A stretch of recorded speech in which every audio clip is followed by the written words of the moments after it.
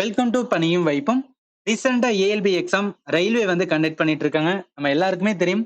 ALP exam 2018ல வந்து என்னன்னா railway conduct பண்ணியிருந்தாங்க. அதுக்கப்புறம் இப்பதான் 2024 வந்து கண்டக்ட் பண்றாங்க. ஸோ லாங் டிஸ்டன்ஸ்க்கு அப்புறம் வந்து இந்த எக்ஸாம் கண்டக்ட் பண்றதுனால 2018ல கேட்ட மாதிரி தான் இந்த வருஷமும் கேட்டாங்களா? எப்படிலாம் வந்து டாக்குமெண்ட் வெரிஃபிகேஷன் பண்றாங்க?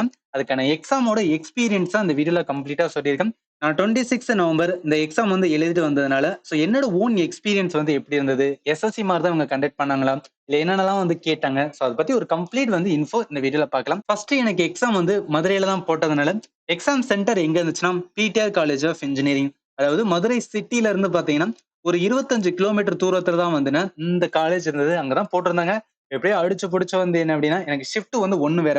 ஸோ அதனால என்ன 7:30க்குலாம் வந்து என்னன்னா ரிப்போர்ட்டிங் டைம் அப்படின்னு சொன்னதுனால, என்னோட பிளான் படி ஒரு 8:00 வந்து அங்க ரீச் ஆகணும். ஏன்னா ரிப்போர்ட்டிங் டைம் 7:30னால 8:00 ரீச் ஆனா வந்தேன்னா ஒரு கம்ஃபர்டபுள் உள்ள போறதுக்கு கரெக்டா இருக்கும்னு நினைச்சேன். பட் பஸ் ஒழுங்கா இல்லாதனால 8:15க்கு தான் வந்து ஏன்னா என்னால வந்து எக்ஸாம் சென்டருக்கே வந்து போக முடிஞ்சது. எப்படியோ பஸ் புடிச்சு வந்து என்னன்னா எக்ஸாம் சென்டர் போய் சேர்ந்துட்டேன். நம்மளுக்கு தெரியும் எக்ஸாம் சென்டர்ல வந்து என்னன்னா ஷெட்யூல் படி அதாவது 7:30 வந்து ரிப்போர்ட்டிங் டைம்னா 8:30 வரைக்கும் வந்து அலோவ் பண்ணுவாங்க. இந்த சென்டர்லயும் அதே தான் 8:20க்கா வந்து சொல்ல ஆரம்பிச்சிட்டாங்க. இன்னும் 10 நிமிஷம் தான் இருக்கு. உள்ள வாங்க. கேண்டிடேட் யாராவது எக்ஸாம் எழுத வரீங்க உள்ள வந்துருங்க. 10 நிமிஷம் கழிச்சு வந்து அலோவ் பண்ண மாட்டோம்னு சொல்லி நீட்டா வந்து அவங்க சொல்லிட்டே இருந்தாங்க. அதே மாதிரி 9:00 வந்து ஷார்ப்பா வந்து எக்ஸாம் ஸ்டார்ட் ஆயிடுச்சு. அப்ப எதுக்காக சொல்ல வரேன்னா, அந்த டேட் க்ளோசர் டைம் வந்து ரொம்ப ரொம்ப இம்பார்ட்டன்ட். அதுக்கு முன்னாடி லேட்டா ஒரு 5 மினிட்ஸ் வந்தாலுமே வந்து அலோவ் பண்ண மாட்டாங்க. இந்த டேட் க்ளோசிங் டைம் வந்து ரயில்வே ரொம்பவே வந்து ஸ்ட்ரிக்ட்டா இருக்காங்க. ஸோ நீங்க அப்கமிங்ல வந்து உங்களுக்கு எக்ஸாம் வந்துச்சுன்னா, இது ரொம்பவே வந்து மைண்ட்ல வச்சுக்கங்க. இதே பேட்டர்ன் தான் எல்லா எக்ஸாமுக்குமே இங்க 12 பிஎத்துக்குள்ள இருக்கணும். இங்க வந்து 4 பிஎத்துல எக்ஸாம் ப்ராப்பரா வந்து அவங்க சொன்ன டைமிங்ல வந்து ஸ்டார்ட் பண்ணிட்டாங்க. ஸோ அதுல வந்து எந்த ஒரு இஷ்யூமே இல்ல. இப்ப எக்ஸாம் சென்டருக்கு போகும்போது என்னலாம் வந்து எடுத்துட்டு போகணும் அப்படின்னு நினைச்சீங்கன்னா, ஹால் டிக்கெட் வந்து டெஃபினட்டா எடுத்துக்கங்க. சில இதுல வந்து 2 தான் இருக்காங்க. ஒண்ணு வந்து ஹால் டிக்கெட் ஜெராக்ஸ் வந்துனா போதுமா அப்படின்னு ஒரு டவுட் இருக்கு. இல்ல நான் வந்து கலர் எடுத்துட்டு போனா 2மே வந்து எடுத்துட்டு போங்க. ஏன்னா 2மே தான் அலோவ் பண்றாங்க. எந்த ஒரு கொஸ்டினுமே பண்ணல. அடுத்து வந்து ஆதார் கார்டு வந்து டெஃபினட்டா எடுத்துட்டு போங்க. ஏன்னா ஆதார் கார்டு வந்து மஸ்ட் அப்படின்னு சொல்றாங்க. நிறைய கேண்டிடேட் எடுத்து வராதவங்க என்ன சொன்னாங்கன்னா, போயிட்டு நீங்க எடுத்துட்டு வாங்க அப்படின்னு தான் சொன்னாங்களே தவிர, இல்ல பரவால்ல. வேற ஒரிஜினல் வச்சிருந்தீங்கன்னா ஓகேன்னுலாம் சொல்லவே இல்ல. ஆதார் கார்டு வந்து மஸ்ட் அப்படின்னு தான் சொன்னாங்க. அதோட சேர்த்து வந்து எக்ஸ்ட்ரா ஒன் என்ன? நீங்க வோட்டர் ஐடி வச்சிருக்கலாம், பான் கார்டு வச்சுக்கலாம், டிரைவிங் லைசென்ஸ் வச்சுக்கலாம். எல்லாமே வந்து ஒரிஜினல். ஆதார் கார்டுமே ஒரிஜினல். இந்த எக்ஸ்ட்ரா ஒண்ணுமே ஒரிஜினல் எடுத்து போய்க்கங்க. அடுத்து 2 ஃபோட்டோ எடுத்துங்க. ஏன்னா ஒரு ஃபோட்டோ வந்து என்ன கேட்கறாங்க, நம்ம அந்த ஃபார்ம் ஃபில் அப் பண்ணும்போது வந்து ஒரு ஃபோட்டோவ நம்மளே வந்து பேஸ்ட் பண்ண சொல்றாங்க. சோ இதுதான் வந்து இது தவிர வேற எதுவுமே இல்ல. பட் நெறைய டைம் என்ன மைண்ட்ல தோணும்னா, ஹால் டிக்கெட் வெறும் வந்து நான் ஒரிஜினல் தரேன். வேற எதுவுமே தேவையில்லன்னு சொல்லிட்டு மைண்ட்ல நோண்டிக்கிட்டே இருக்கும். எதுவுமே இல்ல. இந்த 3 தான் மட்டும் ஞாபகத்துல வச்சுக்கங்க. அடுத்து நம்ம சென்டருக்குள்ள போனோனே வந்துனா, செக்யூரிட்டி செக்கிங் சொல்லி வந்து என்ன பண்ணுவாங்க. செக்யூரிட்டி செக்கிங் முடிச்சோனே வந்து நம்ம ஹால் டிக்கெட்ட வச்சு எந்த பிளாக் வந்து நம்மளுக்கு குடுத்துருக்கான்னு பாப்பாங்க. என்னோட பிளாக் வந்து என்னன்னா 2 அப்படின்னு இருந்தது. அந்த பிளாக்குக்கு வந்து போனேன். அங்க வந்து என்னன்னா, நம்மளோட hall ticket, Aadhaar card, photo எல்லாத்தையுமே இது பண்றதுக்காக அந்த இடத்துல வெரிஃபிகேஷன் பண்ணிட்டு இருந்தாங்க. அதுல என்ன ஐரிஷ் வந்து வெரிஃபிகேஷன். ஃபர்ஸ்ட் டைம் வந்து என்னன்னா, ரயில்வேல வந்துருந்துச்சு. ஏன்னா எஸ்எஸ்சில வந்து என்னன்னா, ஐரிஷ் வெரிஃபிகேஷன்லாம் கிடையவே கிடையாது. நம்ம கண்ண வந்து வெரிஃபை பண்ணிட்டு இருந்தாங்க. அதோட சேர்த்து லெஃப்ட் தம்ப் வந்து வெரிஃபிகேஷன் பண்ணாங்க. ஸோ ஐரிஷ் பிளஸ் வந்து லெஃப்ட் தம்ப் இது வந்து என்ன மஸ்ட் பண்ணாங்க. இத பண்ண உடனே வந்து என்னன்னா, நம்மளுக்கு சிஸ்டம் நம்பர் வந்து சொல்லிருவாங்க. சிஸ்டம் நம்பர் சொன்னோனே அங்க போய் வந்து உட்கார வேண்டியது. சிஸ்டம் நம்பர் வந்து நான் உட்காரும்போது எனக்கு வந்து எக்ஸாம் ஸ்டார்ட் பண்றதுக்கு ஒரு 1/2 அன் ஹவருக்கு முன்னாடியே இருந்துச்சு. இந்த 1/2 அன் ஹவர்ல வந்து என்னன்னா, அப்பயே என்ன பண்ணணும், ஒரு ஃபார்ம் வந்து கொண்டு வந்தாங்க. ஸோ ஃபார்ம் வந்து ஃபில் அப் பண்ணணும்னு சொன்னாங்க. அந்த ஃபார்ம் ஃபில் அப் பண்ணல என்னலாம் இருந்துச்சுன்னா, 2 டைம் வந்து சைன் போடுறதா சொன்னாங்க. ஸோ 2 இடத்துல வந்து சைன் போட சொன்னாங்க. அதே மாரி வந்து தம்ப் இம்ப்ரஷன் வந்து வைக்க சொன்னாங்க. ஸோ 2மே லெஃப்ட் பிளஸ் வந்து ரைட். லெஃப்ட்டையும் வைக்க சொன்னாங்க. ரைட்டையும் வைக்க சொன்னாங்க. எஸ்எஸ்சில வந்து ரைட் சைடு இருக்க ரைட் தம்பே கிடையாது. லெஃப்ட் மட்டும் தான் இருக்கும். பட் ரயில்வேல என்னன்னா, இந்த ரைட் தம்புமே வந்து வைக்கணும்னு சொன்னாங்க. ஸோ இதெல்லாம் பண்ணிக்கிட்டு இருக்கும்போது, ரன்னிங் ஹேண்ட் ரைட்டிங் வந்து எழுத சொல்லுவாங்க. ஸோ ரன்னிங் ஹேண்ட் ரைட்டிங் அந்த ஃபார்ம் ஃபில் அப் பண்ணும்போதே வந்து எழுத சொல்லுவாங்க. ரன்னிங் ஹேண்ட் ரைட்டிங் வந்து எஸ்எஸ்சில பொறுத்தளவுக்கு என்னன்னா, நம்ம முதல்ல வந்து சிஸ்டம்ல வந்து உட்கார்ந்ததுக்கு அப்புறம், நம்மளோட வந்து ரோல் நம்பர், பாஸ்வேர்ட் போட்டதுக்கு அப்புறம் தான் வந்து வரும். பட் இந்த இடத்துல ரயில்வே பொறுத்தளவுக்கு என்னன்னா, அந்த சிஸ்டம் ஓப்பன் பண்ணோனே வந்து என்ன, இந்த ரன்னிங் ஹேண்ட் ரைட்டிங் வந்து இருந்துச்சு. அத வந்து எழுத சொன்னாங்க. மிக்ஸ்டா இருந்தது. மிக்ஸ்ட் மீன்ஸ் என்ன அப்படின்னு பார்த்தீங்கன்னா, சிலது வந்து வேர்ட்ஸ்ல இருந்தது, சிலது வந்து நம்பர்ஸ்ல இருந்தது. அதே இது எஸ்எஸ்சில பார்த்தோம் அப்படின்னா, எஸ்எஸ்சி எக்ஸாம்ல வந்து ஏதாவது ஒரு மோட்டிவேஷன்ஸ் வந்து கோட் இருக்கிற மாரி இருக்கும். பட் அந்த மாரிலாம் இங்க இல்ல. ஏதோ வந்து குழப்பி குழப்பி குடுத்திருந்தாங்க. நம்ம வந்து எழுத வேண்டியதா இருந்துச்சு. தனி ஹேண்ட் ரைட்ல இருந்தது. சோ இதெல்லாம் என்னன்னா, எக்ஸாம் நடக்கிறதுக்கு முன்னாடி எப்படி வந்து என்னன்னா இருந்தது. அதுக்கான ஒரு ஃப்ளோ தான் இந்த இடத்துல குடுத்திருக்கேன். அடுத்து வந்து என்ன எக்ஸாம் ஸ்டார்ட் ஆயிருச்சு. ஸ்டார்ட் ஆனோனே நான் ஒரு அப்ரோச் வந்து வச்சிருந்தேன். ஓகே இந்த இதுல வந்து நம்மளுக்கு 75 கொஸ்டின்ஸ் வந்து இருக்கு. டைம் பார்த்தோம் அப்படின்னு பார்த்தா 1 ஹவர் தான் இருக்கு. சோ எப்படி வந்து இந்த கொஸ்டின் நம்ம அப்ரோச் பண்ணணும்னு சொல்லிட்டு நான் ஒரு ஸ்ட்ராட்டஜி வச்சிருந்தேன். அந்த ஸ்ட்ராட்டஜி என்னன்னா, இப்ப எஸ்எஸ்சி எக்ஸாம் வச்சுக்கலாம். நம்மளுக்கு என்னன்னா தனித்தனி செக்ஷனா இருக்கு. ரயில்வேலயே வந்து மிச்ச எக்ஸாம் எல்லாமே தனித்தனி செக்ஷனா தான் கண்டக்ட் பண்ணுவாங்க. இப்ப ஜெனரல் அவேர்னஸ்னா தனியா இருக்கும். மேத்ஸ் அப்படின்னா தனியா இருக்கும். ரீசனிங் அப்படின்னு பார்த்தோம்னா தனியா இருக்கும். பட் இந்த இடத்துல என்னன்னா அந்த மாதிரி எதுவுமே இல்ல. மிக்ஸ்டா இருந்தது. எல்லாமே வந்து 75 கொஸ்டின்ஸ் வந்து ஒவ்வொரு கொஸ்டினுமே வந்து மிக்ஸ்டா இருந்ததுனால வந்து இதுக்கு வந்து நம்ம நியூ ஸ்ட்ராட்டஜி வந்து தேவைன்னு நினைச்சேன். இல்ல என்ன பண்ணணும் 2 ரீடிங் வந்து வேணும்னு நினைச்சேன். ஸோ 2 ரீடிங் அட்லீஸ்ட் வந்து நம்ம வச்சிடணும்னு நினைச்சேன். அது என்ன 2 ரீடிங் கேட்டீங்கன்னா, ஃபர்ஸ்ட் ரீடிங் அப்படின்னு நான் ஒண்ணு சொல்லுவேன். ஃபர்ஸ்ட் ரீடிங் மீன்ஸ் வந்து முதல்ல வந்து 1 ஹவர் இருக்குல்ல. அதுல 40 மினிட்ஸ் வந்து எடுத்துக்கிறேன் ஃபர்ஸ்ட் ரீடிங்ல. அந்த 40 மினிட்ஸ்ல வந்து என்னன்னா, அந்த 75 கொஸ்டினுமே வந்து பாத்துறணும் அப்படின்னு வச்சிருப்பேன். 75 கொஸ்டின் பாத்தணும் மீன்ஸ் வந்து டக்கு டக்கு டக்கு டக்குன்னு வந்து எந்த கொஸ்டின்லாம் வந்து தெரியுதோ, அந்த கொஸ்டின் வந்து எப்படின்னா 1 மினிட்குள்ள வந்து ஒரு கொஸ்டின் என்னால சால்வ் பண்ண முடிஞ்சது அப்படின்னா, அந்த கொஸ்டின் எல்லாமே வந்து நான் ஆன்சர் பண்ணிட்டே போவேன். அது தெரிஞ்சிருந்துச்சுன்னா. தெரியாத கொஸ்டின் வந்து நான் ஸ்கிப் பண்ணுவேன். ஃபர்ஸ்ட் ரீடிங்ல என்னன்னா, நம்மளுக்கு தெரிஞ்சத மட்டும் தான் அட்டெண்ட் பண்ணணும் அப்படின்னு சொல்லி ஒரு மைண்ட் செட்ல வந்து நான் அட்டெண்ட் பண்றது. அப்படி அட்டெண்ட் பண்ணும்போது என்ன 40 மினிட்ஸ்ல வந்து நீங்க 75 கொஸ்டினே பாத்துறீங்க. ஏன் இத நான் ஃபாலோ பண்றேன் அப்படின்னா, எஸ்எஸ்சில வந்து என்னன்னா, நான் நெறைய டைம் எக்ஸாம் எழுதும்போது, நெறைய கொஸ்டின வந்து என்னால வந்து ஓப்பன் பண்ணியே கூட பார்க்க முடியல. இந்த கொஸ்டின்லாம் இருக்கான்னு சொல்லி கூட வந்து என்னால வந்து செக் பண்ண முடியல. அந்த அளவுக்கு வந்து டைம் வந்து லாஸ்ட் மினிட்ல வந்து ரொம்பவே ரஷ்ஷா இருக்கும். சோ அதனால என்ன என் மைண்ட் செட் வந்து ஒரு தடவ எக்ஸாம்ல குடுக்குறேன்னா, நம்ம எல்லா கொஸ்டினுமே பாத்தணும். அட்டெண்ட் பண்றோமோ இல்லையோ, முதல்ல நம்ம கொஸ்டின பாத்தணும். அப்படின்னு சொல்லி தான் வந்து என்னன்னா, அந்த ஃபர்ஸ்ட் ரீடிங்ல வந்து வச்சிருப்பேன். என் பேட்டர்ன் படி என்னன்னா, 40 நிமிஷத்துக்குள்ள வந்து ஃபர்ஸ்ட் ரீடிங்ல எத்தன கொஸ்டின் முடியுதோ வந்து பண்ணணும். நான் எத்தன கொஸ்டின் பண்ணேன் அப்படின்னு பார்த்தீங்கன்னா, 30 கொஸ்டின்ஸ் வந்து என்னன்னா, என்னால ஃபர்ஸ்ட் ரீடிங்ல வந்து முடிக்க முடிஞ்சது. அடுத்து வந்து செகண்ட் ரீடிங். அதாவது அந்த 40 மினிட்ஸ் முடிஞ்சிருச்சு. மிச்சம் ரிமைனிங் பார்த்தீங்கன்னா, ஒரு 20 மினிட்ஸ் இருக்கு. இந்த 20 மினிட்ஸ்ல நான் எல்லா கொஸ்டினும் வந்து அட்டெண்ட் பண்ணணும்னு அவசியம் கிடையாது. என்னால எத்தன கொஸ்டின்ஸ் வந்து என்னன்னா அட்டெண்ட் பண்ண முடியுமோ, அதெல்லாம் வந்து கொஞ்சம் டைம் எடுத்து ஏன்னா சில மேத் கொஸ்டின்லாம் வந்து நல்லாவே டைம் எடுக்கும். அட்லீஸ்ட் பார்த்தீங்கன்னா 3 மினிட்ஸாவது வரும். அதே சில ரீசனிங் கொஸ்டின் வந்து பர்ட்டிகுலர்லி பார்த்தீங்கன்னா, சீட்டிங் அரேஞ்ச்மென்ட்லாம் வந்து மினிமம் பார்த்தீங்கன்னா, ஒரு 3 நிமிஷம் எடுக்கும். சோ அந்த மாரி இதெல்லாம் வந்து என்ன பண்ணேன்னா, இந்த செகண்ட் ரீடிங்ல வந்து மைண்ட கொஞ்சம் வந்து காமா வச்சுட்டு வந்து நான் சால்வ் பண்ணிட்டு இருந்தேன். இதுல பார்த்தீங்கன்னா, என்னால வந்து ஒரு 10 கொஸ்டின்ஸ் வந்து எக்ஸ்ட்ரா அட்டெண்ட் பண்ண முடிஞ்சது. இப்படி பார்த்தோம் அப்படின்னு பார்த்தா, நான் வந்து ஒரு 48 கொஸ்டின் பிளஸ் வந்து அட்டெண்ட் பண்ணிட்டு வந்தேன். பட் என்னோட டார்கெட்டா நான் என்ன வச்சிருந்தேன், சோ டார்கெட்டா என்னோட எக்ஸாம்ல எத்தன கொஸ்டின் அட்டெண்ட் பண்ண வச்சேன்னா, ஒரு 55 கொஸ்டினாவது வந்து அட்டெண்ட் பண்ண வச்சிருந்தேன்.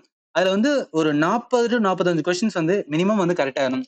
அடுத்து பார்த்தோம்னா, ஒரு 5 டூ வந்து 10 கொஸ்டின்ஸ் வந்து என்ன இருக்கலாம், தப்பா இருக்கலாம். சோ அதுல வந்து வொரி பண்ண வேணாம்னு சொல்லிட்டேன். இந்த பேட்டர்ன வச்சு தான் என்னால 45 கொஸ்டின் தான் வந்து அட்டெண்ட் பண்ண முடிஞ்சுது. But I am proud that's okay நம்ம என்ன நெனச்சோமோ, அது வந்து பண்ணிட்டோம் அப்படின்னு சொல்லிட்டு எக்ஸாம் முடிச்சிட்டு வரும்போது ஒரு சாட்டிஸ்ஃபேக்ஷன் இருந்தது. இந்த ஸ்ட்ராட்டஜி தான் நான் வந்து ஃபாலோ பண்ணேன். I am not pushing that. So இந்த ஸ்ட்ராட்டஜி உங்களுக்கு ஒர்க் ஆகும் அப்படின்னு சொல்றதுக்காக நான் சொல்லல. நான் என்ன பண்ணணும், அத வந்து உங்கள்ட்ட சொல்றதுக்காக தான் வந்து சொல்றேன். இது சில பேருக்கு வந்து என்னன்னா கண்டிப்பா யூஸ்ஃபுல்லா இருக்கலாம். சோ ஓகே இந்த பேட்டர்ன்ல வந்து அட்டெண்ட் பண்ணோம் அப்படின்னா, நல்லா இருக்குமேன்னு தோணுச்சு அப்படின்னா, இத நீங்க எடுத்துக்கலாம். இல்ல நான் வந்து ஒரு பேட்டர்ன்ல போயிட்டு இருக்கு. அது எனக்கு புடிச்சதுன்னா, நீங்க அந்த பேட்டர்னே ஃபாலோ பண்ணலாம் ரைட்டா? சோ இது வந்து நான் எப்படி அப்ரோச் பண்ணேன், அதுக்கான இதுதான் வச்சு குடுத்துருக்கேன். அடுத்து வந்து என்ன சில கொஸ்டின்ஸ்லாம் வந்து கேட்டிருந்தாங்க. இட் டசன்ட் மீன் தட் இந்த கொஸ்டின் அப்படியே உங்களுக்கு அப்கமிங் ஷிஃப்ட்ல வந்து ரிப்பீட் ஆகும் அப்படிலாம் சொல்லவே இல்ல. என்ன மாரி கொஸ்டின்லாம் கேட்டாங்க, சோ என்ன பேட்டர்ன்ல கொஸ்டின் கேட்கறாங்கன்னா, முதல்ல அந்த கொஸ்டின் கேட்டா தெரியுங்களா? அதுக்காக தான் நான் இத எடுத்து குடுத்துருக்கேன். இதுல ஃபர்ஸ்ட்டா பார்த்தோம்னா, சிஓபி வந்து 28 வந்து ரீசென்ட்டா கண்டக்ட் பண்ணி முடிஞ்சாங்க. இது எல்லாமே என்ன கிளைமேட் வந்து சமிட். சோ இந்த கிளைமேட் சமிட் ரீசென்ட்டா வந்து துபாய்ல வந்து கண்டக்ட் பண்ணாங்க. அதுல இந்தியால இருந்து யார் வந்து அட்டெண்ட் பண்ணான்னு ஒரு கொஸ்டின் இருந்தது. அப்ப கரண்ட் அஃபேர் பேஸ் வந்து ஒரு கொஸ்டின் வந்திருக்காங்க. ஆன்சர் வந்து மோடி தான் வரும். அடுத்து கேலோ இந்தியா பாரா கேம்ஸ்ல வந்து 2023 எங்க நடந்தது அப்படின்னு கேட்டிருந்தாங்க. இது வந்து நியூ டெல்லியில நடந்தது. அடுத்து rate of change of velocity வந்துனா என்னன்னு கேட்டிருந்தாங்க. நமக்கு தெரியும் சயின்ஸ் வந்து என்ன ஏஎல்பில ஒரு மிகப்பெரிய வந்து ப்ளே பண்ணும். ஏன்னா 20 கொஸ்டின்ஸ் வந்து சயின்ஸ்ல இருந்து மட்டும் தான் வந்து வரும். அது ரிலேட்டடா ஒரு கொஸ்டின் தான் இது. அக்ஸலரேஷன் அந்த கொஸ்டினுக்கு ஆன்சர். இது வந்து சிம்பிளான கொஸ்டின் தான்.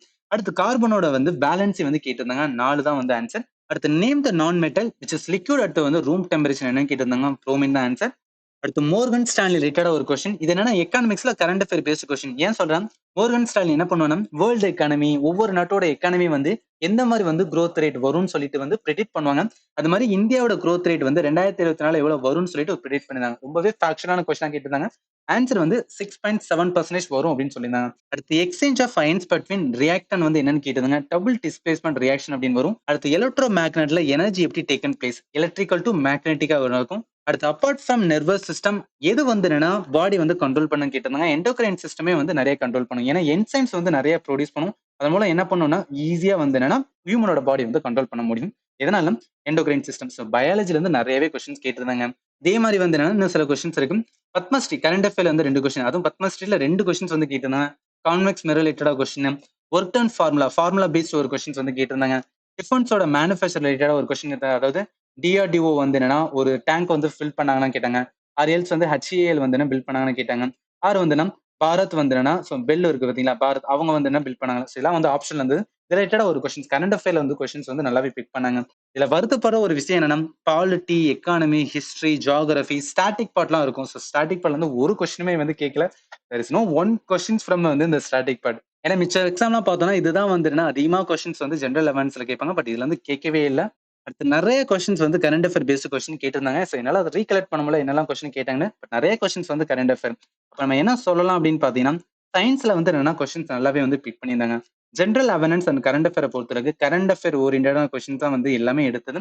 இப்ப என்ன சொல்றாங்க, இந்த 30 கொஸ்டின் 20+10 30 கொஸ்டின்ல வந்து என்னால அட்டெண்ட் பண்ண முடிஞ்சது வந்து ஒரு 15+ தான் வந்து அட்டெண்ட் பண்ண முடிஞ்சது. ஏன்னா எல்லாமே ஃபேக்சுவலான கொஸ்டின், ரொம்ப டேட்டா ஓரியன்டட் கொஸ்டினால அட்டெண்ட் பண்ண வந்து விருப்பப்படல. ஏன்னா நமக்கு நெகட்டிவ் மார்க்கிங் இருக்கு. நம்ம வர்றதே மார்க்கே கம்மி தான். அதுலயும் நெகட்டிவ்ல போயிடுச்சுன்னா ரொம்பவே கஷ்டமா இருக்கும்னு சொல்லிட்டு நெகட்டிவ் போகணும்னு சொல்லிட்டு இதெல்லாம் தெரியுமோ அதை மட்டும் அட்டெண்ட் பண்ணலாம்னு சொல்லிட்டு அட்டெண்ட் பண்ணேன். அடுத்து இப்ப இம்பார்ட்டன்டா பார்த்தா மேத்ஸ் பிளஸ் வந்து ரீசனிங். ஆக்சுவலி ரீசனிங் வந்து ஒன் ஆஃப் த ஈஸியஸ்ட்னு சொல்லாங்க. ஏன்னா ரொம்பவே வந்து சிம்பிளா தான் வந்து கேட்டிருந்தாங்க. பார்த்தோன்னே ஆன்சர் பண்ண மாதிரி இருந்துச்சு. கோடிங், டிகோடிங்லாம் வந்து ஆல்ரெடி நான் என்னன்னா நம்ம ரஃப் ஷீட் குடுப்பாங்க. அதுல நான் ஆல்ஃபபெட்டிக்க வந்து நான் எழுதி வச்சிருந்தேன். ஸோ ஆல்ஃபபெட்டிக் எழுதி வச்சு அது நம்பர் வந்து போட்டிருந்தேன். அதனால பார்த்தோன்னே டப்பு டப்புன்னு என்ன பண்ண முடிஞ்சுச்சுன்னா, கோடிங், டிகோடிங்லாம் வந்து சால்வ் பண்ண முடிஞ்சது. மிஸ்ஸிங் நம்பருமே கண்டுபிடிக்க முடிஞ்சது. சீரிஸ் கண்டுபிடிக்க முடிஞ்சது. பிளட் ரிலேஷன்ஸ்லாம் வந்து சால்வ் பண்ண முடிஞ்சது. டைரக்ஷன், டிஸ்டன்ஸ் வந்து சில கொஸ்டின் இருந்தது. பட் நல்லாவே டைம் எடுக்கும்னு சொல்லிட்டு நான் செகண்ட் ரீடிங்குமே வந்து என்ன பண்ண முடியல. பட் கொஸ்டின்ஸ்லாம் கேட்டிருந்தாங்க. எல்லா இதுல இருந்துமே கேட்டிருந்தாங்க. பட் ஈஸியா தான் இருந்துச்சு. அதுக்காக நான் எல்லா கொஸ்டினுமே வந்து ஈஸின்னு சொல்ல வரல. இப்ப நீங்க சீட்டிங் அரேஞ்ச்மென்ட்லாம் எடுத்தீங்கன்னு வச்சுக்கோங்களேன். மினிமம் ஒரு சீட்டிங் அரேஞ்ச்மென்ட் சால்வ் பண்றதுக்கு வந்து ஒரு 3 மினிட்ஸ் வந்து எடுக்கலாம். மினிமம் கேட்கிறேன் 3 மினிட்ஸ். ஏன்னா நம்ம அண்டர்ஸ்டாண்ட் பண்ணி என்ன சொல்றாங்கன்னு சொல்லிட்டு அதுக்கப்புறம் தான் நம்மளால பண்ண முடியும். அந்த மாதிரி இதுல வந்து 3 மினிட்ஸ் பண்ணியும் அதுல ஆன்சர் பண்ணி வச்சுக்கோங்க. மைண்ட் நல்லாவே ஸ்ட்ரெஸ் ஆகும். ஸோ அதனால இந்த மாதிரி கொஸ்டின் வந்து நான் ஃபர்ஸ்ட் ரீடிங்ல பண்ணாம செகண்ட் ரீடிங் வச்சேன். செகண்ட் ரீடிங்ல பாக்குறதுக்குள்ளேயே வந்து எனக்கு டைம் முடிஞ்சிச்சு. ஸோ அதனால வந்து இந்த மாதிரி கொஸ்டினை நான் வந்து லேட்டரா வச்சிருந்தேன். பட் இருந்தாலுமே வந்து எனக்கு கொஞ்சம் சாட்டிஸ்ஃபைடா இருந்துச்சு. ஓகே பரவாயில்ல, நம்ம தெரிஞ்ச கொஸ்டினா வந்து ஆன்சர் பண்ணிட்டோமேன்னு சொல்லிட்டு அந்த ஃபீல்ல தான் நான் வந்து நிறைய கொஸ்டின்ஸ் வந்து என்னன்னா, அதாவது 20 கொஸ்டின் கேட்கிறேன்னா ஒரு 15 கொஸ்டின்ஸ் வந்து அட்டன் பண்ண மாதிரி தான் இருந்துச்சு. நல்லாவே ஈஸியா இருந்தது. ஓகே, அடுத்து பார்த்தோம் அப்படின்னு பார்த்தோம்னா ஆப்டிடியூட். ஸோ ஆப்டிடியூட பொறுத்தளவுக்கு வந்து கொஸ்டின் வந்து ஈஸி தாங்க. 20 கொஸ்டின் கேட்குறாங்கன்னா 20 கொஸ்டினுமே வந்து டஃப்லாம் சொல்லவே இல்ல. 10 கொஸ்டின்ஸ் வந்து நல்லாவே சால்வ் பண்ண வந்துச்சு. ஏன்னா பேசிக் மேத் தான் இருந்துச்சு. Number system, board mass, decimal, ratio, percentage, mensuration, time and work, time and distance, simple, compound interest.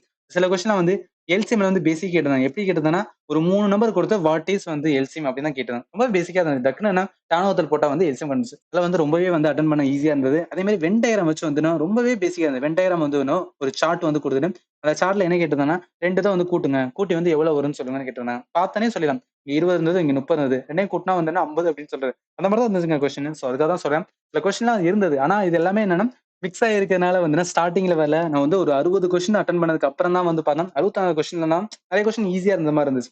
அப்ப என்ன சம்டைம்ஸ் சில கேண்டிடேட்டுக்கு வந்து ஸ்டார்டிங்ல வந்து டஃப்பா தெரியும். லாஸ்ட் வந்து ஈஸியா இருக்கும். சிலருக்கு லாஸ்ட் வந்து டஃப்பா இருக்கும். ஃபர்ஸ்ட் வந்து ஈஸியா இருக்கும். ஸோ அந்த மாதிரி மிக்ஸ் பண்ணி தான் கொடுப்பாங்க.